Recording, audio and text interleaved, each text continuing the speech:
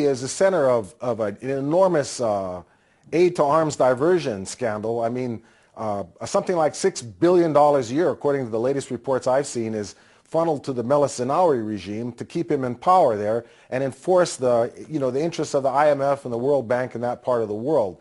So I think it's pretty much they pay off Meles Zenawi and he does what they want him to, like invade Somalia, invade Eritrea where I lived 10 years ago. So I mean, I think it's right now Meles Zenawi is carrying out a genocide in the Ogaden, and it's escalating into a full-blown genocide where he's rounding up tens of thousands of ethnic Somalis in the Ethiopian Ogaden and putting them into basically starvation camps. The expression is, if you can't catch the fish, meaning the Ogaden rebels, you drain the lake, and that's what he's doing. He's accelerating the Ogaden genocide, and the purpose of all that is just basically to keep Meles Zenawi in power so he can protect imperial American interests, or Pax Americana, in the Horn of Africa, which is one of the most strategic areas in the world. All the trade between Asia and Europe passes through the Horn of Africa every day. So the Americans have got Meles Zenawi there, protecting the bank's interests, protecting the interests of the financial terrorists, and he's the guy that's got the huge bank accounts in London, and hundreds of millions of dollars, and this has been going on for decades now. Okay, so that kind of gets toward what I was asking about. So Meles Zenawi is going through London, not Switzerland or Tel Aviv, to launder the money. $6 billion a year in arms deals. Of course, arms dealing being America's huge money laundering operation globally, $1 trillion of tax money. I think China's actually overall been quite positive. I'll give you an example. In Sudan, Sudan is the largest and potentially richest country in Africa, and the West really wants to see, United States in particular, wants to see Sudan divided, because northern Sudan is under the leadership of Bashir, who they claim is a genocidal killer, when the facts on the ground is that the Darfur relief effort is one of the largest, best-run relief efforts in history, and that without the support and leadership of Bashir, it would not have been successful. So actually, there never was a genocide in Sudan. Of course, wait a minute. There was never a genocide in Sudan.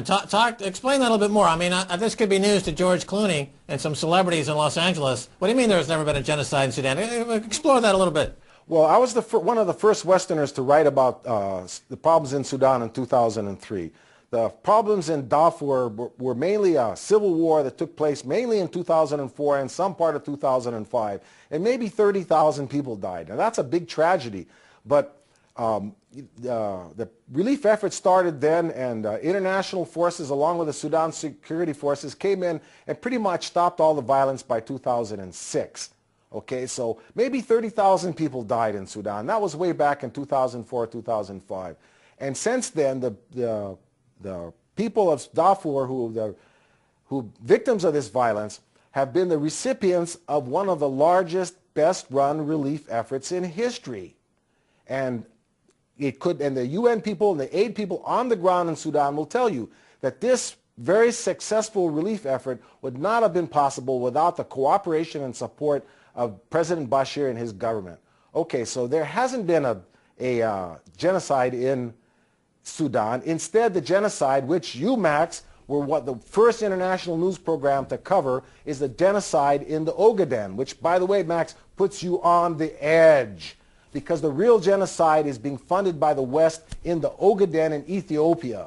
It never happened in Sudan. That was all a big scam to brainwash everybody to say, hey, we need to send troops in there to protect the genocide victims so the West can come in and take over the largest and potentially wealthiest country in Africa. All right, we've got about a minute left. Following up on this note that we broke the story on the edge, is there one thing that the mainstream media is not covering right now that we can break for our global audience here today? Well, like I just was talking about, this breakthrough in malaria and malaria mortality prevention in Eritrea. That's a big story.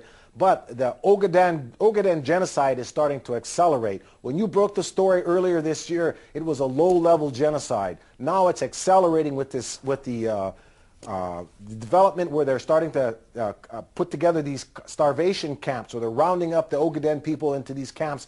They have kicked all the Western aid agencies out of the Ogaden Meles Zenawi has, including Doctors Without Borders and the Red Cross.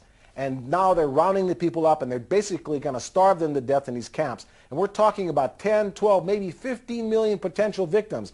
And this is all being paid for by the Western tax dollars. So, I mean, I think this Ogaden genocide is probably the biggest news story that's starting to accelerate and that the West is not talking about. And it was first broken here on your program, Max. All right, Thomas C. Mountain, thanks so much for being once again on The Edge. And thank you, Max. And that's all the time for we have today.